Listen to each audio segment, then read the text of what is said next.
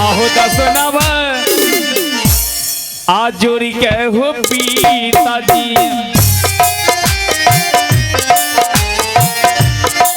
करिए पार हो नमुआए पिताजी। आहा सीताराम सीताराम करिए पार हो नमुआए पिताजी। किहा पिताजी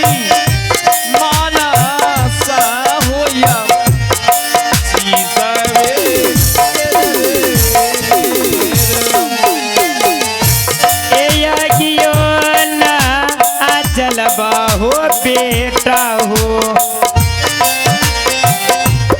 हे पानियो न असरबा दुलारिया आगाया होई तहे अपथल होसा अमानमा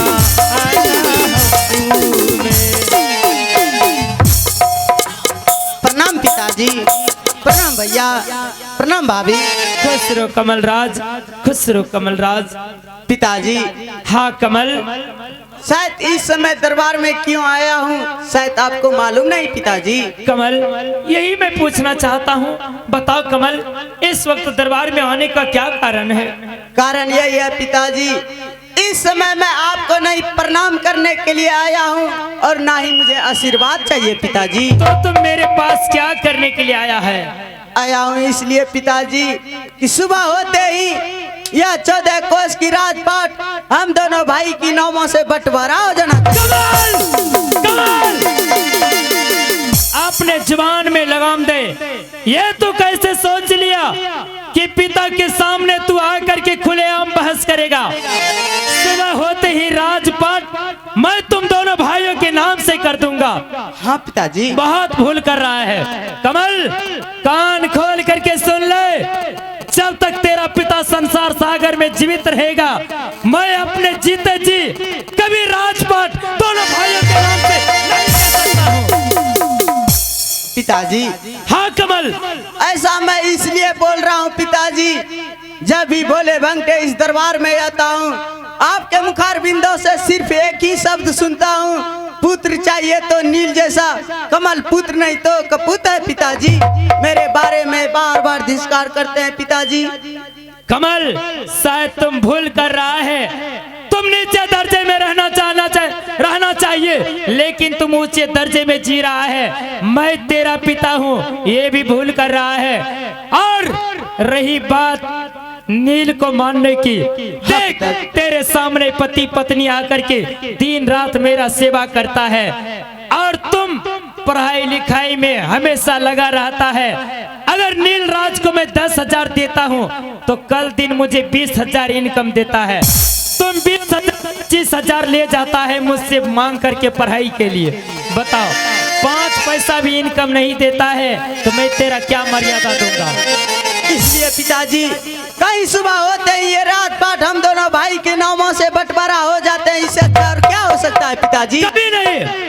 कमल कान खोल करके सुन लो, मैं एक ही बात बार बार बोलना नहीं चाहता हूँ, अंतिम बार बोल रहा हूँ, जब तक मैं संसार में जीवित रहूंगा आपने जीते जी अपने हाथों से कभी अपने राज को दोनों भाइयों के नाम से नहीं बंटवारा करूंगा। इसमें आवेश में आने का क्या मतलब है पिताजी? आप धीरे धीरे पीछे हो जाइए पिताजी, और भैया आप धीरे धीरे आगे आइए भैया। हाँ कमल बताओ क्या कहने के लिए चाहती हो? भैया जरा सा पिताजी को समझाने की प्रयास कीजिए भैया। कहीं सुबह होते ही ये राजपाट हम दोनों भाई की नामों से बंटवारा हो जाते हैं, इससे अच्छा और क्या हो सकता है भैया?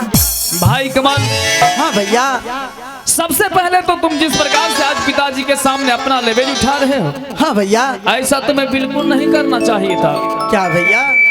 और रहा प्रश्न पिताजी को समझाने का, हाँ भैया। तुम तो जानते हो भाई कमल, जब सवेरा होता है ये दोनों हाथ पिताजी के चरणों में जाता है, जब तक इन हाथों से पिताजी को सेवा नहीं होता है अंजल ग्रहण नहीं होता है। बिल्कुल सत्य बोल रहे हैं भैया। आज तक मैं पिताजी को नजर उठाकर नहीं देखा हूँ। तुम कह रहे हो पिताजी को समझाने के लिए। तुम ही बताओ कमल, मैं पिताजी को किस प्रकार से समझाने का प्रयास करूंगा। भैया मैंने तो सोचा था भैया आप पिताजी को समझाइएगा, लेकिन आप मेरे रास्ते की कांटा बनने की प्रयास कर रहे हैं भैया। आप मेरे रास्ते की कांटा ना ही बनिए तो अच्छा होगा भैया। चलिए धीरे धीरे पीछे हो जाइए भैया। ठीक है कमल। और पिताजी आप धीरे धीरे आगे आइए पिताजी। हाँ बोल कमल, अब तू क्या कहना चाहता है? पिताजी अगर हम दोनों भाई को आप जीते जी राजपाट नहीं बांटिएगा पिताजी। हाँ आज नजर फाड़ फाड़ कर देख लीजिए पिताजी, कमल राज इस माल से खाली हाथ जा रहा है पिताजी। ये राजपाट धन दौलत सारे कुछ भाभी और भैया की झोली में डाल दीजिए पिताजी। आज कमल राज इस माल से खाली हाथ जा रहा है पिताजी। चलो जाओ, कुछ सोच समझ कर जाओ पिताजी। किस कमल की सत्ता है? कमल के लिए सब कुछ सच्चा निकल जाए। सीताराम सीताराम, हे भगवान। स्वामी जी क्या कीजिएगा स्वामी जी, अब हमारे देवर श्री जवान हो गए हैं और अपनी बस में नहीं रहते हैं। हे तो देवर- भगवान, देख लिया ना, देख लिया, तेरी नादानी के कारण तू उसे माँ का प्यार देती थी ना।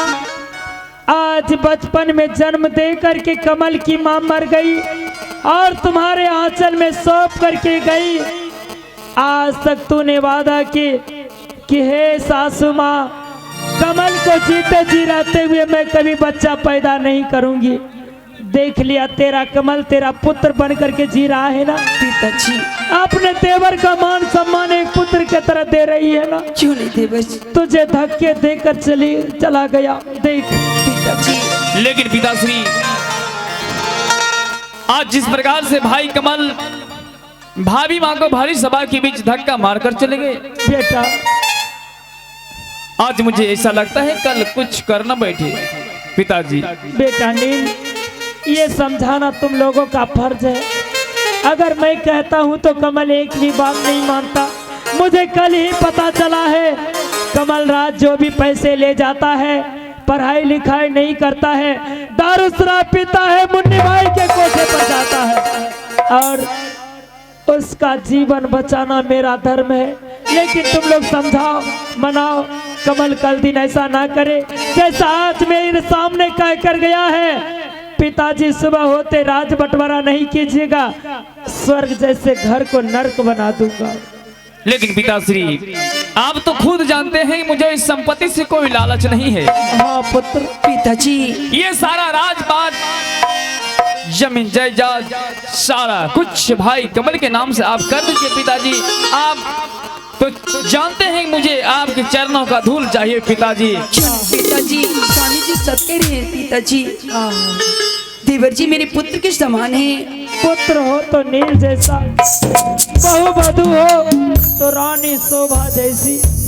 लेकिन संसार में तुम्हें मालूम है पुत्र, तेरा कहना है कि कमल को राजपाट सारा धोली में दे दी। हाँ पिताजी। हाँ पिताजी। लेकिन तुम्हें विश्वास नहीं होगा, कमल राज पूरे राज को बेच बेच करके दारू शराब पी लेगा और मुन्नी बाई के कोठे पर जाकर के खर्च कर देगा। पिताजी अरे आपका ये संपत्ति है, आपका पुत्र है, आप जैसा चाहेंगे वैसा ही होगा। क्यों नहीं पिताजी। आज के बाद मैं कभी इस राज को नहीं बांटने के लिए इस दरबार में अगर कमल आए तो मैं तिरस्कार करता रहूंगा। चल मुझे खाने का वक्त हो गया, मुझे भोजन कराओ। क्यों नहीं स्वामी। महारानी हाँ स्वामी जी। इस समय पिताश्री का भोजन का वक्त हो रहा है, हाँ स्वामी जी। इसलिए महारानी पिताजी को महल ले चलो और महल में चलकर भोजन कराओ। पिताजी आराम करेंगे, आराम का समय हो गया। जो आ गया स्वामी जी। चलिए स्वामी जी चलते हैं कक्ष में। आहो चला